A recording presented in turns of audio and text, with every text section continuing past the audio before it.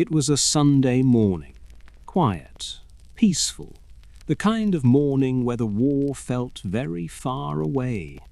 But in Daly City, California, the war was about to drop out of the sky and land right on top of them. On August 16, 1942, residents looked up to see something impossible, a massive silver shape drifting lazily through the fog. It was a United States Navy blimp, designated the L-8. It wasn't flying, it was drifting, sagging, like a wounded whale beaching itself on the rooftops. It scraped across house shingles, tore through power lines, and finally came to a rest in the middle of a suburban street, collapsing in a heap of rubber and helium. The neighbors rushed out, expecting to find wounded pilots, expecting to pull heroes from the wreckage. They shouted, "Is anyone in there?" But the only answer was the hissing of escaping gas and the eerie silence of an empty street. Welcome to the dreamscape of history, where the past is never as dead as it seems, and the shadows of time still cling to the present.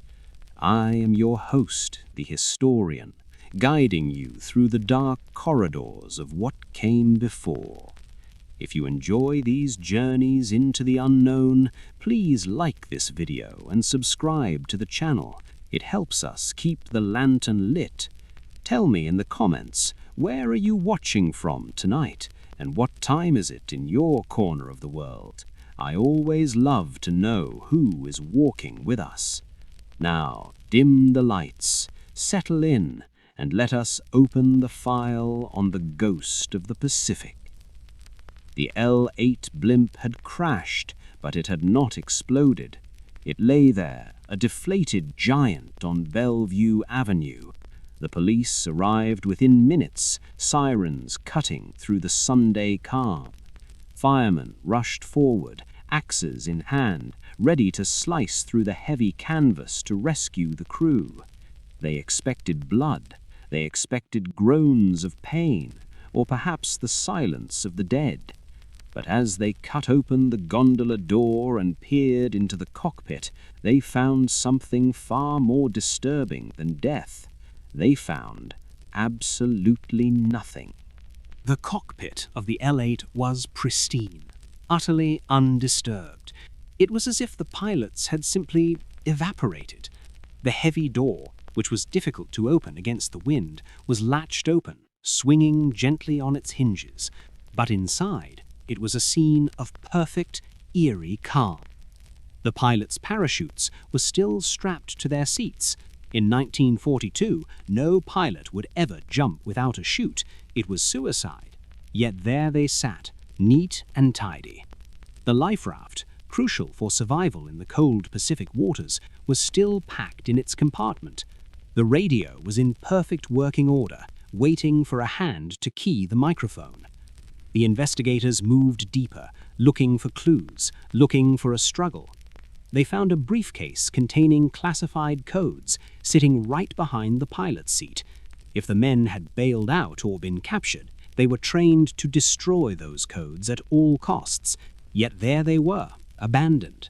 On the console, a pilot's cap rested, as if he had just taken it off to wipe his brow and stepped out for a smoke. A half-eaten sandwich wrapped in wax paper sat on the dashboard. A cup of coffee, cold now, but unspilled. It made no sense. The blimp had not been shot down. There were no bullet holes, no scorch marks, no sign of fire. The engines were in perfect condition. Fuel tanks were full. The ignition switches were still on. The magnetos hot. The craft was airworthy. It was simply empty. It was the Mary Celeste of the sky. Two men, Lieutenant Ernest Cody and Ensign Charles Adams, experienced aviators, men of duty and honor, had vanished into thin air, leaving their machine to drift back to Earth like a ghost returning home. The police stood back, baffled. The crowd whispered. Where had they gone? How did two men fall out of a blimp without a radio call, without taking their parachutes, and without a single witness seeing them fall. To understand the vanishing, we must go back to the beginning of the flight. The L-8 had taken off at 6 a.m. from Treasure Island, a man-made naval base in San Francisco Bay. Their mission was routine, a simple anti-submarine patrol. The Pacific coast was on high alert, fears of a Japanese invasion were rampant, and every shadow in the water looked like an enemy sub. Cody and Adams were veterans. They knew the drill. They flew low, scanning the grey waves, watching for the telltale periscope feather. For the first hour, everything was normal. They radioed in their position, all clear. The weather was good, visibility fair. At 7:42 a.m., Lieutenant Cody radioed in a sighting. "Am investigating suspicious oil slick. Stand by." That was the last human voice ever heard from the L-8. It was a calm voice, professional, unhurried. Witnesses on a fishing boat below saw the blimp descend, circling low over the water. They saw the pilots drop 2 smoke flares, marking the spot of the oil slick. The fishermen watched as the blimp rose again, seemingly resuming its patrol. Everything looked normal. But then the radio went silent. Headquarters called. L-8, report status. No answer. L-8, come in. Static. L-8, acknowledge. Nothing but the hiss of the ocean. For hours the blimp drifted. It didn't crash, it didn't burn. It just wandered. It drifted up the coast, aimless, pilotless. It crossed over the crowded beaches where bathers looked up and waved, unaware that they were waving at a flying tomb. It drifted over the golf courses, over the Golden Gate, a silent observer watching the world below. It was only when it began to deflate, losing helium in the cool afternoon air, that it came down in Daly City. By then, whatever had happened in that cabin was long over. The mystery was sealed. The investigation that followed was one of the most exhaustive in naval history. The ocean was scoured for weeks. Ships, planes, and divers searched every inch of the flight path. They found nothing. No bodies, no floating debris, no sign of the men. Theories began to swirl, darker and stranger with each passing day. Had they been attacked by a Japanese sub that surfaced, captured them, and left the blimp to drift? Unlikely. The fishermen would have seen it. Had they gotten into a fight? Had one pilot gone mad, killed the other, and thrown him out, only to fall out himself? There was no blood, no sign of struggle. Some whispered of something more, unnatural. They spoke of the great air raid of Los Angeles just a few months prior, where thousands of rounds were fired at an unknown object in the sky that wouldn't go down. Was the L-8 investigating something else? Something that didn't show up on radar? The open door was the most chilling detail. The safety bar, a heavy metal latch meant to keep pilots inside, was disengaged. Why would they open the door in mid-flight? Why would both men go to the door at the same time? To this day, the files on the L-8 remain inconclusive. The Navy officially declared the men missing, presumed dead. But the questions remain. How did 2 men vanish from a locked room in the sky? Did they jump? Did they fall? Or were they taken? The image of that silver blimp sagging onto the streets of Daly City remains one of the most haunting images of the war. A machine that returned without its soul. A vessel that brought back nothing but silence and a half-eaten sandwich waiting for a mouth that would never open again. The fog that morning was thick, perhaps thick enough to hide the truth forever. The summer of 1518 in Strasbourg was not a season of warmth. It was a furnace. The heat hung heavy over the cobblestones, pressing down on the narrow streets of the Holy Roman Empire. The air smelled of refuse, of stagnant water, and of desperation. The harvest had been poor, the people were starving, and the shadow of plague was never far away. But on a Tuesday in July, a new kind of horror stepped out onto the street. It didn't arrive with a cough or a fever or a rat. It arrived with a single step. A woman named Frau Trophia opened her door and walked into the middle of a narrow alleyway. She didn't speak to her neighbors. She didn't go to the market. She simply began to move. She lifted one foot, then the other. She spun. She hopped. She swayed. At first, people thought she was drunk, or perhaps mad with grief. They watched from their windows, wiping sweat from their brows, waiting for her to fall. But Frau Trophia did not fall. She danced. She danced without music. She danced without rhythm. She danced with a face that was devoid of joy. Her expression was blank, her eyes wide and staring at something no one else could see. Hours passed. The sun climbed high, baking the stones beneath her feet. Her shoes began to wear thin. Her dress was soaked with sweat. Her husband came out, begging her to stop. He pulled at her arm, but she was locked in a trance, her muscles rigid, her body moving as if pulled by invisible strings. She danced through the afternoon and into the evening. When the sun went down and the moon rose, she was still there. The sound of her feet shuffling on the stone, scrape, scrape, scrape, echoed through the silent town. It was the only sound in the night. She danced until her feet bled, soaking the leather of her shoes. She collapsed from exhaustion only when her body physically gave out. But as soon as she woke, she stood up and began again. If it had ended with Frau Trophea, it would have been a strange local legend, a footnote in a parish record. But the madness was contagious. Within 3 days, 30 other people had joined her. They didn't speak to each other, they didn't hold hands, they simply occupied the same space, spinning, jerking, twitching in the heat. It was a grotesque ballet of the damned. They were mostly women at first, but soon men and children were pulled into the vortex. By August, the number had swelled to 400. The streets of Strasbourg were clogged with a mass of heaving bodies.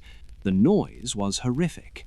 It wasn't the sound of a festival, it was the sound of heavy breathing, of grunts of exertion, of shoes tearing apart, of bones snapping under the strain. The dancers were not smiling. Witnesses described their faces as masks of sheer terror. They were screaming for help, begging for mercy, crying out that they could not stop. They were prisoners in their own bodies. Their legs moved of their own accord, defying the will of the mind. The city council was terrified. They consulted the physicians, the astrologers, the priests.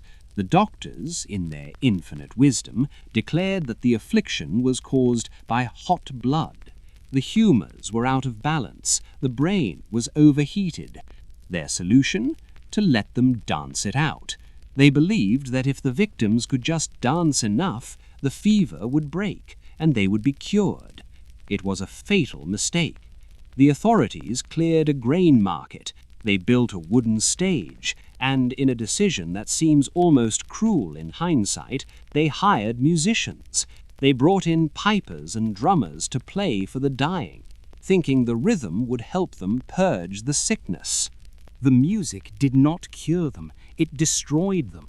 The piping of the flutes and the beating of the drums acted like fuel on a fire. The rhythm drove the dancers into a frenzy.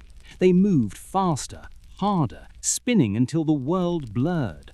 The wooden stage creaked under the weight of hundreds of people, all moving in a chaotic unison. The smell was overpowering, the stench of unwashed bodies, of blood, of rotting flesh. And then they started to die. It began with the elderly and the weak. Their hearts, pushed beyond the limits of human endurance, simply exploded. They collapsed on the stage, clutching their chests. But the others didn't stop. They couldn't. They danced over the bodies of the fallen. They trampled their neighbors, their friends, their family.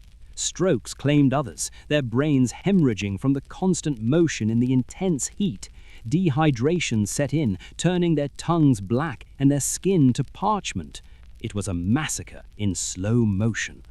The musicians played on, terrified that if they stopped, the mob might turn on them, or perhaps believing they were helping. The city watch had to drag the corpses away by the ankles, clearing space for the living to continue their death march. It is estimated that at the height of the plague, 15 people were dying every day. 15 people dancing until their hearts stopped.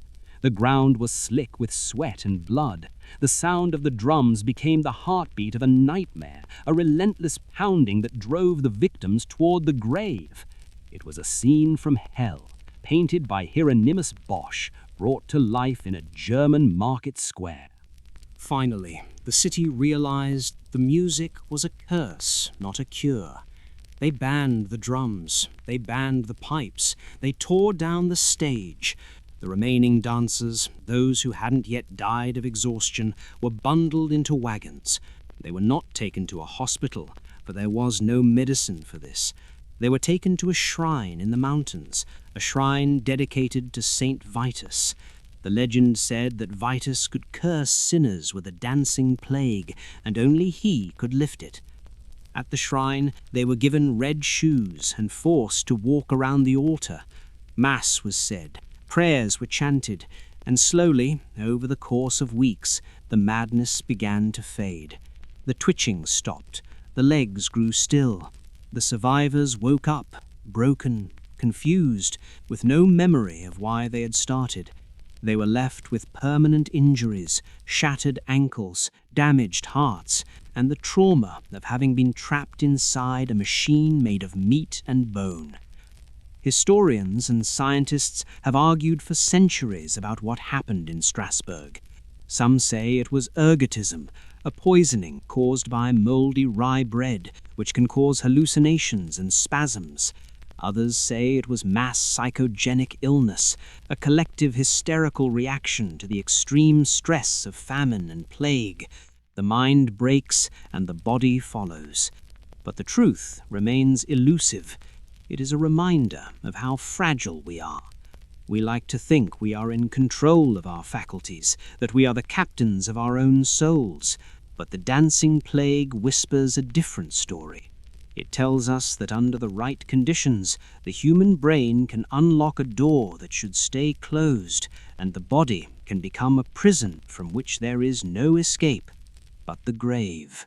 The city of Saint-Pierre, on the island of Martinique, was known as the Paris of the Caribbean. In the spring of 1902, it was a jewel of the French colonies, bustling with commerce, rum distilleries, and the laughter of 30,000 souls. Ships from all over the world docked in its harbour, their masts swaying gently against the backdrop of a lush green mountain. That mountain was Mount Pelée. For generations it had been a silent guardian, a sleeping giant that provided fertile soil and cool streams. But in April of that year, the giant began to stir. It started with a smell, the faint, rotten stench of sulphur drifting down from the crater. Then came the ash, a fine grey powder that coated the rooftops and turned the white colonial buildings into ghostly shadows. The animals knew first. Snakes, thousands of them, slithered down from the mountain slopes, invading the sugar plantations and the city streets in a writhing panic. Birds fell dead from the sky, suffocated by the fumes. The earth trembled, shaking the china in the cupboards and cracking the stone walls of the cathedral. The people were terrified. They looked to their leaders for guidance, but the governor, a man named Louis Moutet, was worried about something else entirely. An election was coming up on May 10th. He needed the voters to stay in the city. He needed the illusion of order. So he published articles in the newspaper claiming there was no danger. He stationed troops on the roads to turn back anyone trying to flee. "The mountain is merely clearing its throat," he said. He even brought his own wife to the city to prove it was safe. It was a gamble, a wager against nature itself. And nature does not care about politics. The people stayed, reassured by the lies, unaware that they were living in a crematorium that was about to be lit. In the heart of this anxious city, there was one man who didn't care about the election, or the governor, or the ash falling like grey snow. His name was Ludger Silberis. He was not a wealthy merchant or a refined gentleman. He was a labourer, a drinker and a brawler. On the night of May 7th, while the mountain rumbled and groaned above them, Ludger got into a drunken fight on the waterfront.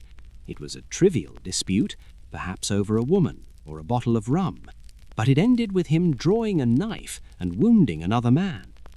The police arrested him immediately, but because of his reputation for escaping and his violent temper, they didn't put him in the standard jail cells. They threw him into the dungeon.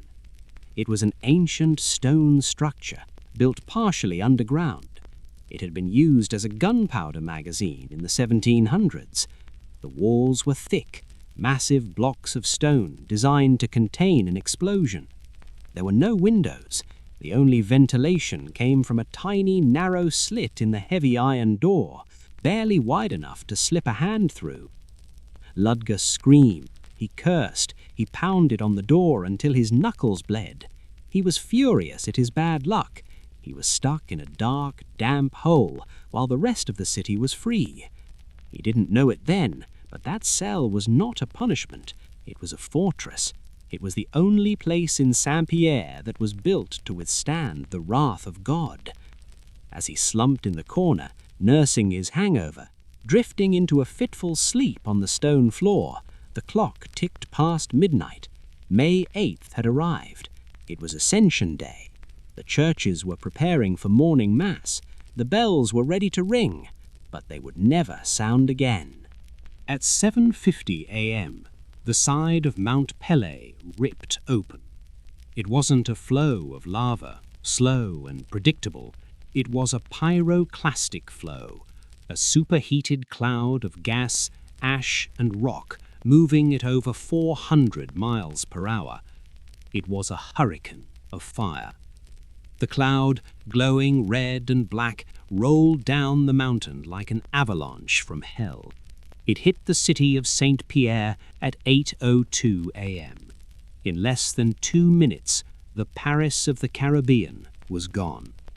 The heat was unimaginable, over 1,000 degrees Celsius. It didn't just burn, it incinerated. The stone buildings exploded instantly. The rum distilleries went up like bombs, sending rivers of flaming alcohol through the streets. The ships in the harbour were capsized by the shockwave or set ablaze where they anchored.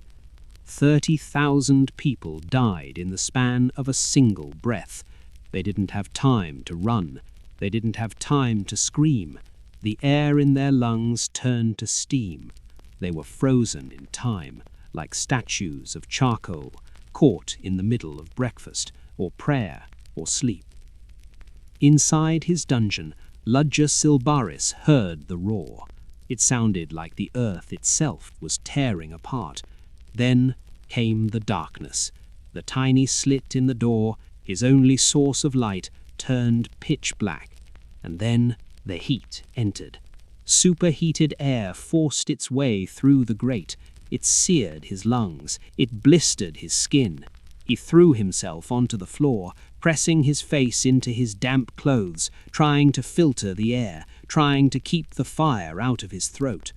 He could hear the muffled sounds of the city dying outside, the crashing of stone, the roar of the wind, and then silence.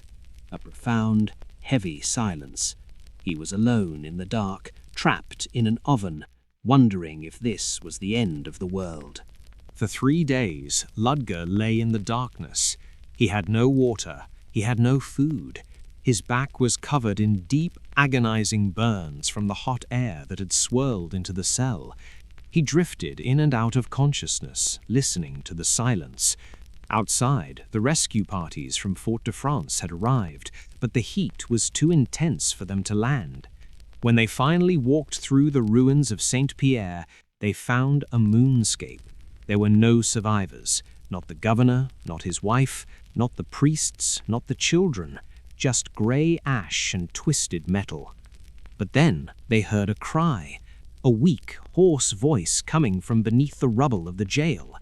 They dug through the hot stones, following the sound. They found the heavy iron door still standing. When they pried it open, they found Ludger. He was terrified, burnt, and dehydrated, but he was alive. Out of 30,000 people, he was one of only 3 survivors, and the only one who had been in the direct path of the cloud. The worst man in the city, the criminal, the outcast, had been saved by the very walls meant to imprison him. Ludger Silvarus became a legend. He was pardoned for his crimes, for surely he had suffered enough. He later joined the Barnum and Bailey circus, touring America as the man who lived through Doomsday.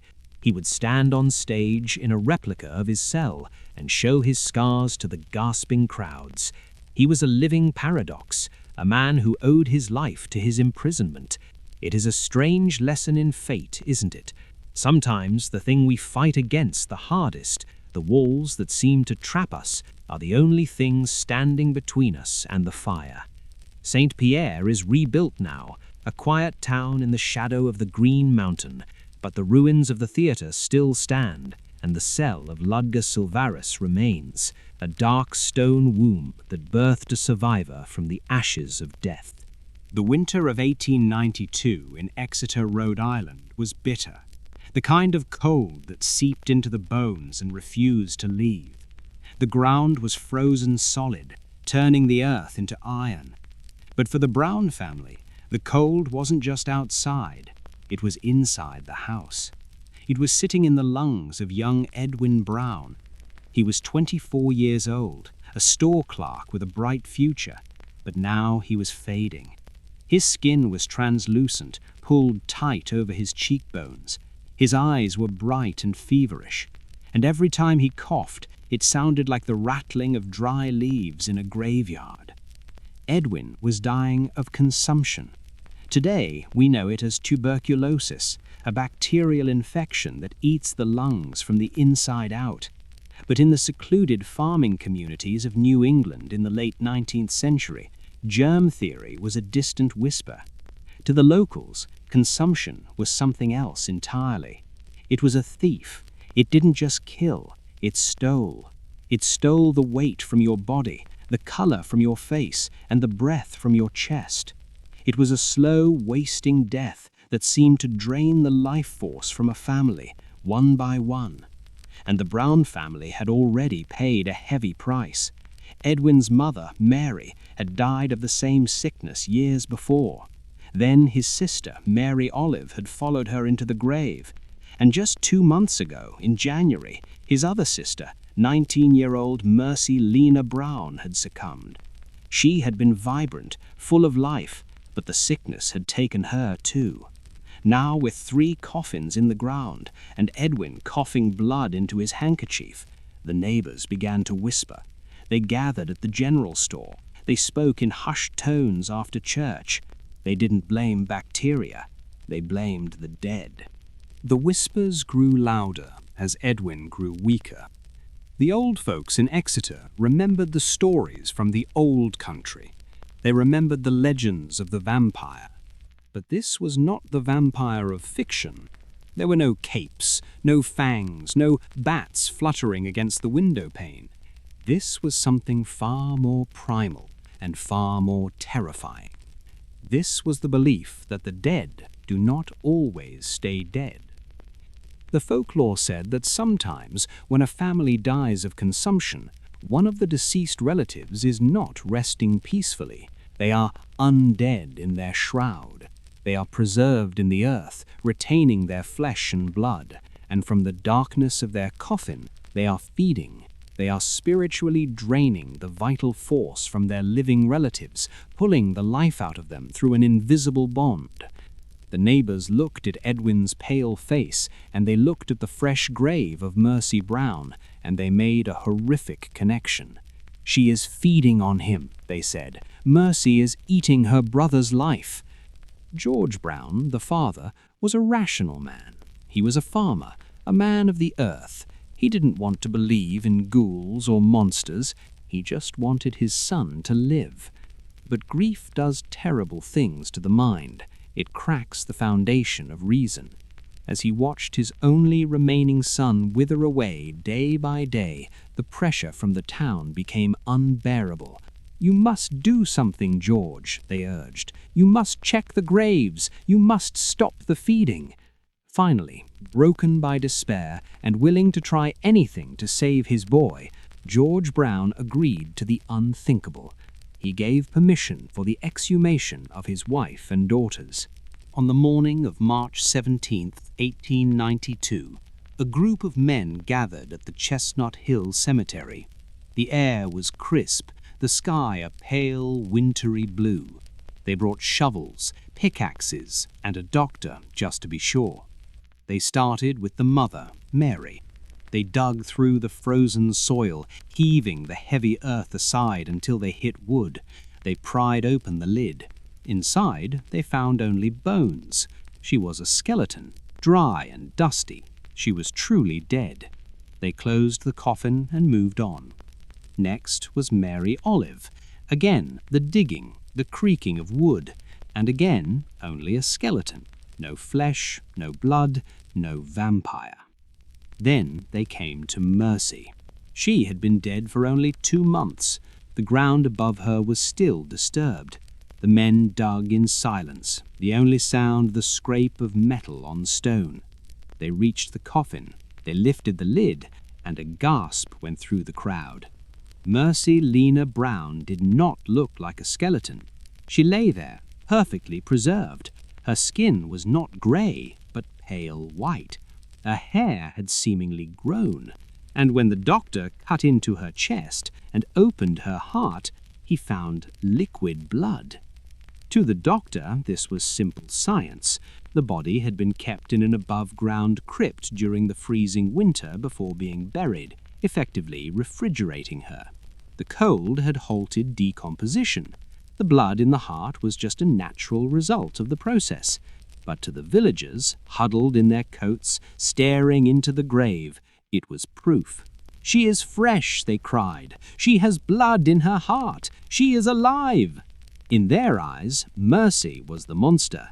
She was the one draining Edwin, and according to the ritual, there was only one way to stop a vampire.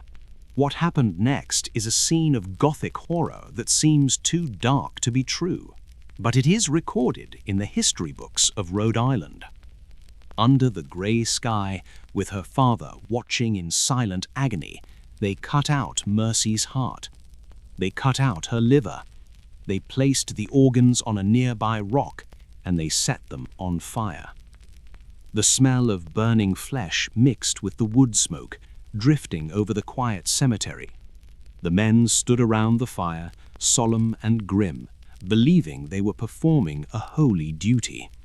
They were destroying the evil that was killing Edwin. When the organs were reduced to ash, they collected the grey dust. But the ritual was not over.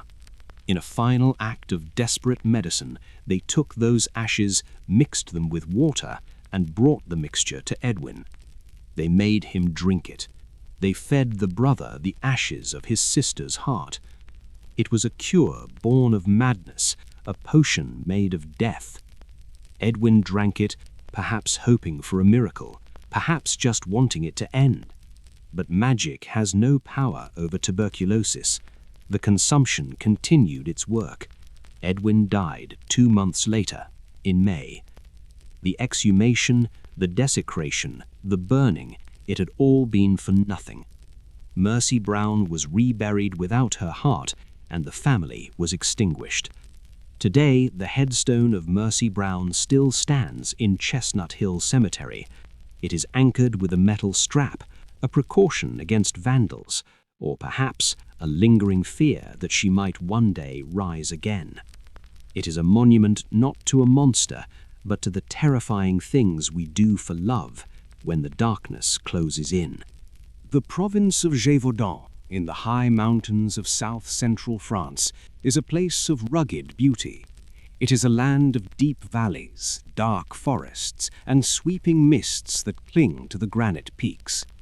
In the summer of 1764, the peasants of this remote region lived simple lives. They tended their sheep, they prayed in their stone churches, and they feared the wolves that roamed the woods. But in June of that year, something emerged from the trees that was not a wolf. It was a nightmare given flesh, a creature that would terrorize a nation and stain the history books with blood. The first victim was a young woman, barely 14 years old, named Jeanne Boulet. She was tending her flock near the village of Longon. When she didn't return home at sunset, her family went searching. They found her sheep huddled together in fear, and then they found Jeanne, or what was left of her. Her body had been torn apart with a savagery that no ordinary predator possessed. Her throat was ripped out, her chest cavity opened, her heart missing. It looked like the work of a demon. The locals whispered, "C'est la bête," they said, "the beast." Within weeks, more bodies were found. A shepherd boy, a milkmaid, a mother protecting her children. The attacks were always the same. The victims were not just killed, they were obliterated. Heads were severed with a single bite, limbs were scattered across the meadows. And strangely, the sheep were often left untouched. This predator did not want mutton, it wanted human flesh. It hunted for sport, for cruelty, and for a hunger that seemed bottomless. As the death toll rose, reaching 20, then 30, then 50, panic turned to hysteria. Descriptions of the creature began to circulate, and they were terrifying. Survivors spoke of a monster as big as a calf or a horse. It had reddish fur, a black stripe running down its spine, and a long, thick tail with a tuft at the end like a lion. Its chest was wide and grey, and its jaws were massive, capable of crushing a human skull like an eggshell. But the most chilling detail was its eyes. They were said to burn with an intelligence that was almost human. The beast was smart. It avoided traps. It ignored poisoned bait. It seemed to know when the hunters were coming, and it would vanish into the fog, only to reappear miles away to strike again. It was ambush hunting. It would leap over stone walls 6 feet high, snatch a victim, and drag them back into the woods before anyone could scream. It was bulletproof, or so the legend said. Men claimed to have shot it at point-blank range, only to see the creature shake its fur, growl, and trot away, leaving not a drop of blood behind. The terror of Gévaudan spread beyond the mountains. Newspapers in Paris began to print stories of the monster of the South. The King of France, Louis XV, sat in his gilded palace at Versailles, reading reports of his subjects being eaten alive. This was the age of enlightenment, the age of reason and science. Monsters were supposed to be myths, but here was a dragon ravaging the countryside. It was an embarrassment to the crown. The king could not let a beast challenge his authority, so he declared war on the animal. The king sent his best hunters. First came Captain Duhamel and his dragoons, soldiers hardened by battle. They marched into the Gévaudan with muskets and bayonets. They organized massive hunts involving thousands of local peasants beating the bushes. They killed hundreds of wolves, but the attacks continued. The beast mocked them. It would kill a woman in the morning while the soldiers were hunting in the next valley over. Desperate, the king sent his personal gun-bearer, François Antoine, a legendary marksman. Antoine arrived with a small army of trackers and hounds. He spent months studying the terrain, waiting, watching. Finally, in September of 1765, he cornered a massive wolf near the Abbey of Chaz. It was huge, weighing 130 pounds. Antoine shot it in the eye. The creature fell. The court rejoiced. The wolf of Chaz was stuffed, sent to Versailles, and displayed as the beast. The king declared the nightmare over. The hero was rewarded. The peasants were told to go back to their fields. But the silence in the valleys did not last. 2 months later, 2 boys were attacked, then a woman, then a young girl. The horror had returned. The beast was not dead. Antoine had killed a large wolf, but he had not killed the beast. The attacks became more frequent, more brazen. The creature seemed angry now. It struck in broad daylight, right in the village squares. People felt abandoned. The king had declared victory and looked away. They were alone with the devil. It all ended with a local man, Jean Chastel. He was a hunter, a man of the forest, and some whispered, a man of strange faith. On June 19, 1767, during a hunt organized by a local marquis, Chastel sat down in a clearing to read his prayer book. He had loaded his double-barreled musket with a special ammunition. Legend says he had melted down a medal of the Virgin Mary to cast silver bullets. While he was reading, the bushes parted. The beast stepped out. It stared at him. It didn't charge. It didn't growl. It simply waited. Chastel finished his prayer, closed his book, raised his gun, and fired. The creature fell dead instantly. When they cut it open, they found the shoulder of a young girl in its stomach. The nightmare was finally over. The body was paraded through the towns, but in the summer heat it began to rot quickly. By the time it reached the king, it was a putrid mess. The king, disgusted, ordered it to be buried immediately. No one studied it, no one preserved it. And so the mystery remains. What was the beast of Gévaudan? Modern zoologists suggest it might have been an escaped hyena or a subspecies of lion imported from Africa. Others believe it was a wolf-dog hybrid, bred for aggression. And the darkest theory, that Jean Chastel himself was a serial killer, using a trained animal as a weapon to cover his crimes. We will never know. The bones are lost, the skin is dust. All that remains are the records of the dead and the lingering fear in the French countryside, where even today, when the mist rolls in, people do not like to walk alone in the woods. The village of Pont-Saint-Esprit, located in the south of France, is a place that looks like it was pulled from a postcard. It sits on the banks of the Rhône River, with a medieval stone bridge that has stood for centuries, connecting the past to the present. In the summer of 1951, the town was recovering from the scars of World War II, finding comfort in the simple rhythms of daily life. The church bells rang, the river flowed, and every morning the smell of fresh bread wafted through the streets. In France, bread is not just food, it is life.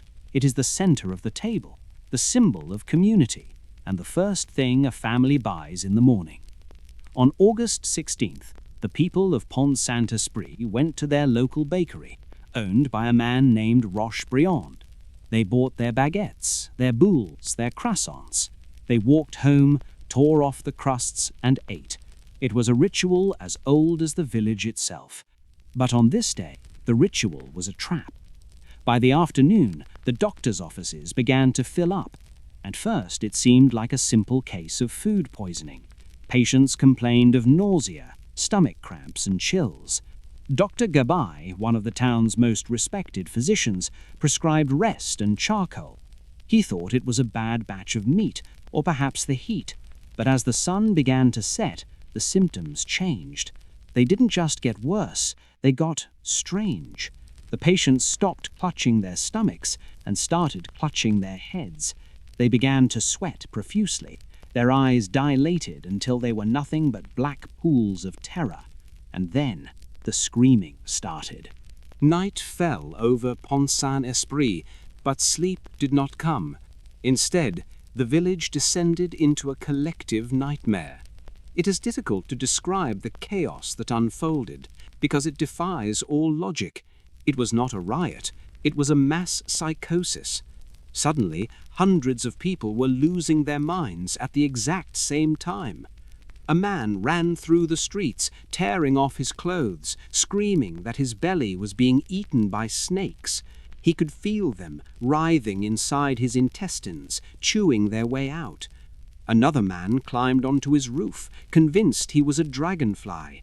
He jumped, flapping his arms, and broke both his legs on the cobblestones below. But he didn't stop screaming. He dragged himself along the ground, shouting that he was on fire. Inside the houses, families were locking themselves in bedrooms, terrified of their own loved ones. A young boy tried to strangle his mother, claiming she had turned into a tiger. A woman saw her husband's face melt off his skull, revealing a grinning demon beneath. The hallucinations were vivid, terrifying, and shared. They were all seeing fire, beasts, and monsters. The doctors were overwhelmed. They tried to sedate the patients, but the drugs didn't work. The victims were possessed by a frantic, superhuman strength. It took 3 or 4 men to hold down a single patient. They had to use bedsheets to tie people to their beds, turning the local hospital into a makeshift asylum. The sound of the screaming echoed off the stone walls, carrying across the river, a chorus of pure, unadulterated madness. For days, the cursed bread ravaged the town. 7 people died. 50 were committed to asylums, their minds shattered permanently. Hundreds were affected. The authorities were desperate for an answer. They traced the sickness back to the bakery of Roche-Briand.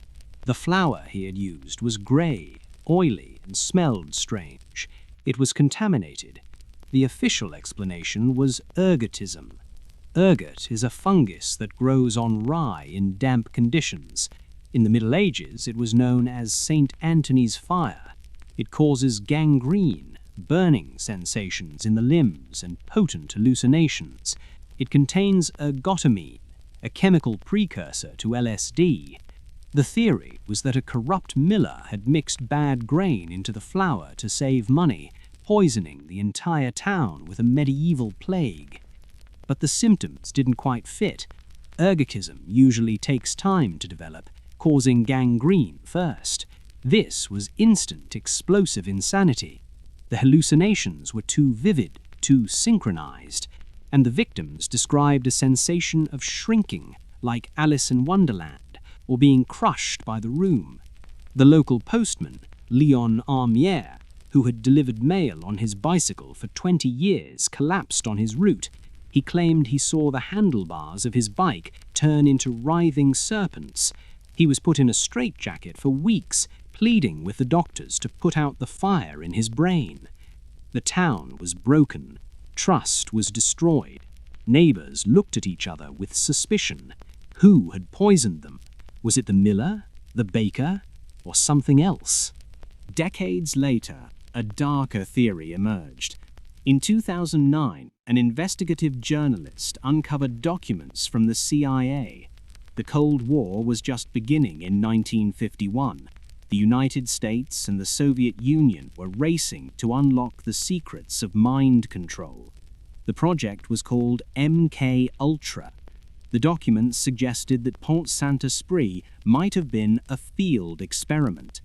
A memo from the Sandoz Pharmaceutical Company, the place where LSD was first synthesized, mentioned the Pont Saint-Esprit secret. Was it possible that the CIA or the French intelligence services had intentionally spiked the bread with LSD, or perhaps sprayed an aerosol over the village to test the effects of mass hysteria as a weapon of war? It sounds like a conspiracy theory, but the timing lines up. The symptoms, the hallucinations, the sudden onset all mimic a massive overdose of lysergic acid. To this day, the truth remains buried in classified files. The people of Pont Saint-Esprit never got a clear answer. The miller was acquitted, the baker was ruined, and the victims were left to pick up the pieces of their shattered minds. The village is peaceful again now, The bakery is still there, but the shadow of 1951 still hangs over the cobblestones. It is a reminder that reality is fragile. It can be broken by a fungus, by a chemical, or by the bread we break with our families. We trust the world around us to make sense, but for 1 week in August in a quiet French town, the world went mad, and the monsters under the bed became real. Far to the north, in the untamed wilderness of Canada's Northwest Territories, there lies a place that is not on many maps. It is a land of jagged peaks, rushing whitewater, and silence so deep it feels heavy. It is called the Nahanni Valley. To the indigenous Dene people, it is a sacred place, but also a forbidden one. They call it the Land of the Shadows. For centuries, they warned outsiders not to enter. Do not go up the river, they said. There are spirits there, there are giants, and there are men who hunt for heads. But in the early 20th century, the world was gripped by gold fever. The Klondike rush had made men rich, and rumors began to swirl that the Nahanni was filled with nuggets the size of grapes. It was a siren song that no warnings could silence. In 1904, 2 brothers from Scotland, Willie and Frank MacLeod, packed their canoes. They were seasoned outdoorsmen, tough, ambitious, and armed with rifles. They laughed off the native superstitions. They were modern men. They were going to make their fortune. They paddled up the Nahanni River, disappearing into the mist of the canyons. For a year, nothing was heard. No letters, no gold, no sign of life. Their friends assumed they had struck it rich and were living off the land, guarding their claim. Or perhaps the winter had trapped them. In 1908, a search party was organized. They followed the river deep into the valley, fighting the current, scanning the banks for smoke. They found a campsite near a creek. The ashes of a fire were cold. A sled runner was broken. And then they saw something in the brush. It was a body. It was slumped against a tree, still wearing a heavy woolen coat. The searchers moved closer, their hands tightening on their rifles. The body was decomposed, skeletal hands clutching the fabric. But it was what was missing that made them recoil in horror. The head was gone. It hadn't been eaten by animals. The cut on the neck was clean, precise, made by a sharp blade. It was an execution.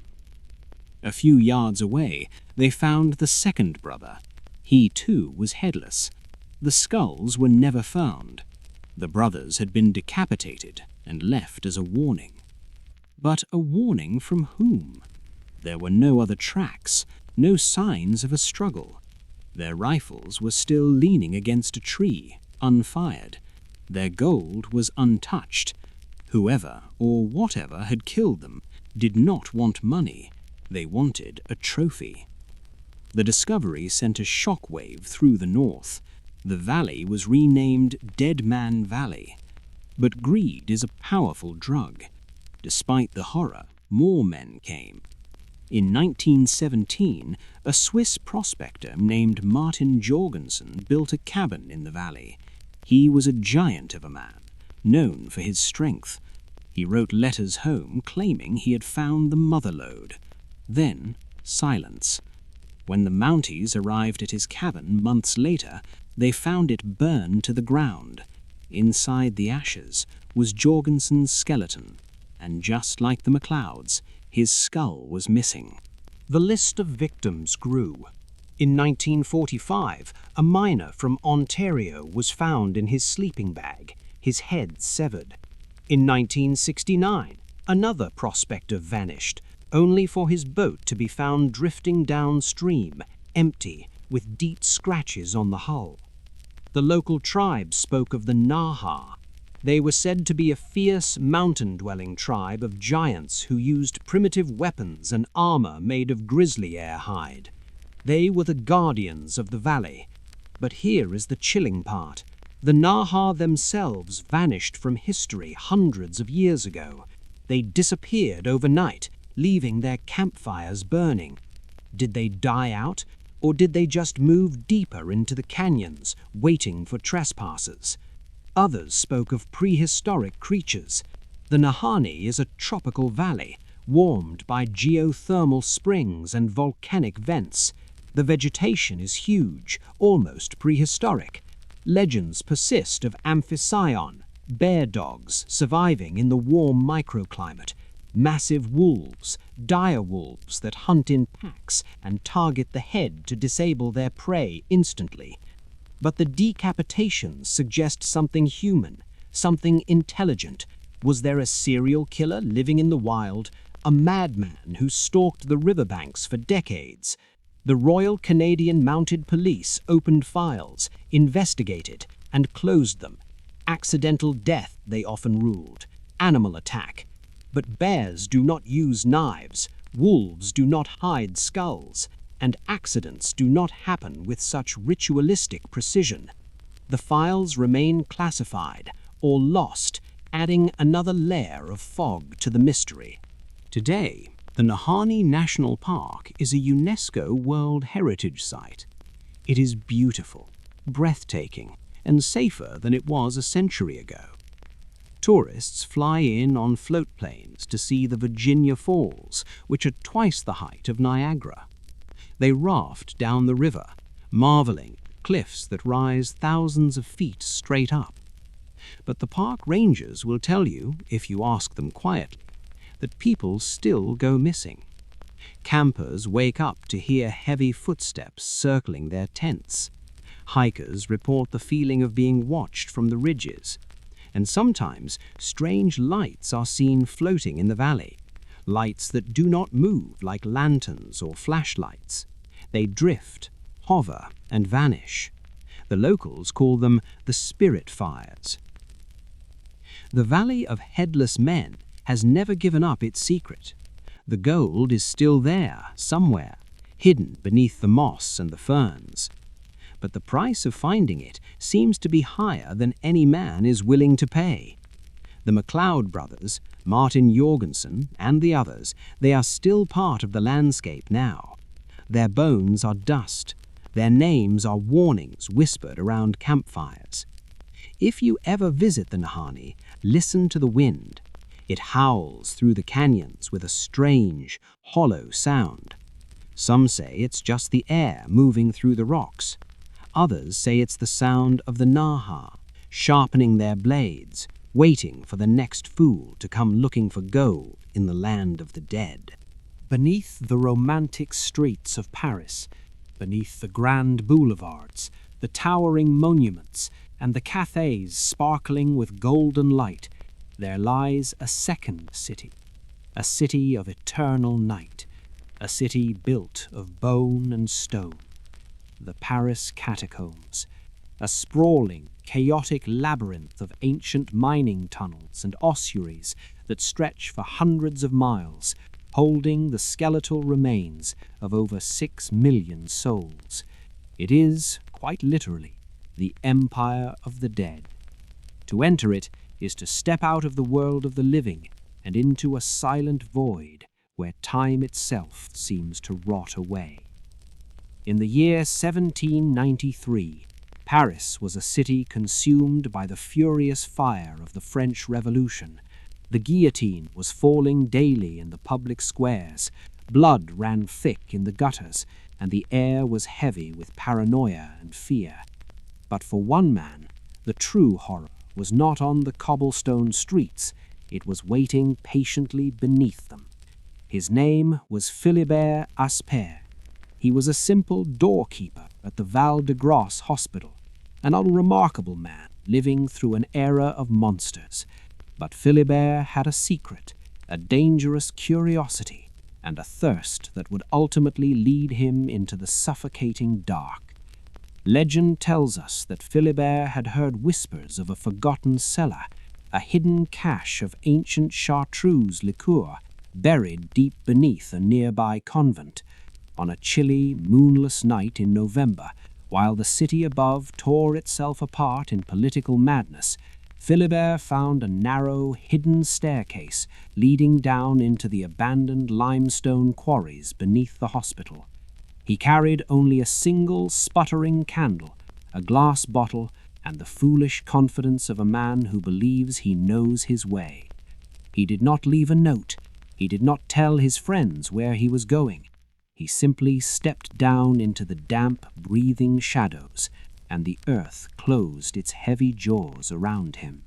The first few minutes of his descent would have been manageable.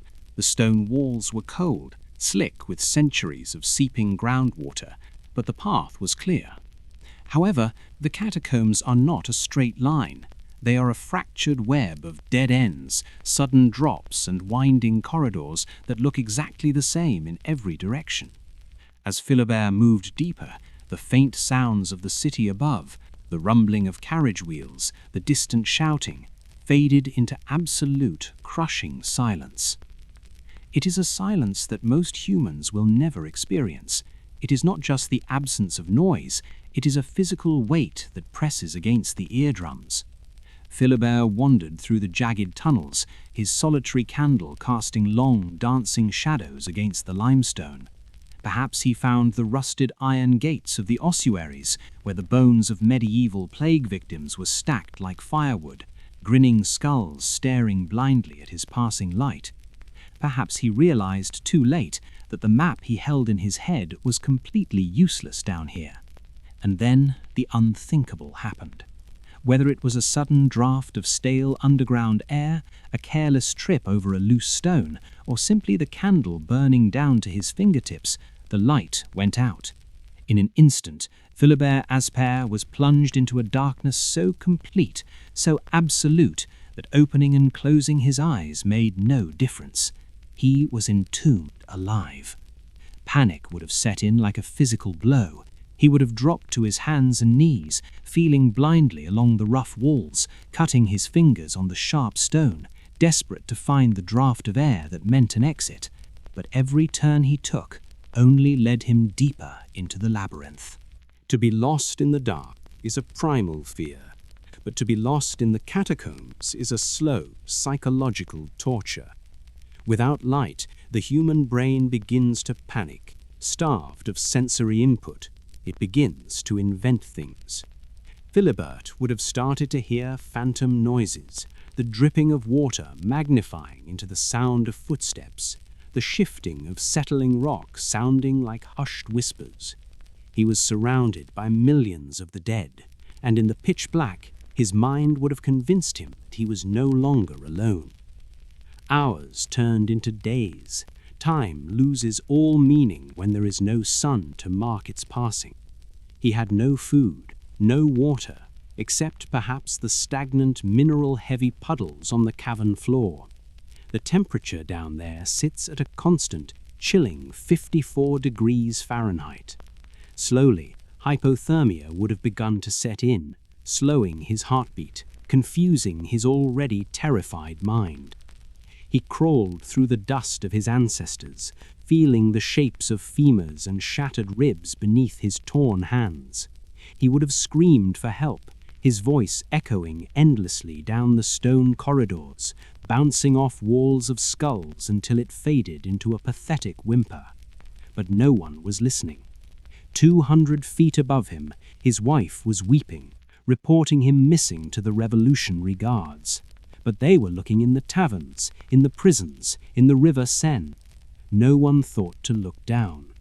Philibert was walking through his own grave, a ghost haunting the underworld while he still drew breath. His strength failing, his fingers worn to the bone from scraping against the unyielding limestone, he finally collapsed. 11 years passed. The French Revolution ended. Empires rose and fell. Napoleon Bonaparte crowned himself Emperor of France, and all the while Philibert Aspère lay in the dark, perfectly preserved by the cool, dry air of the deep tunnels, turning slowly into dust. It wasn't until the year 1804 that a group of quarrymen, tasked with reinforcing the tunnels to prevent the streets above from collapsing, stumbled upon a grim discovery.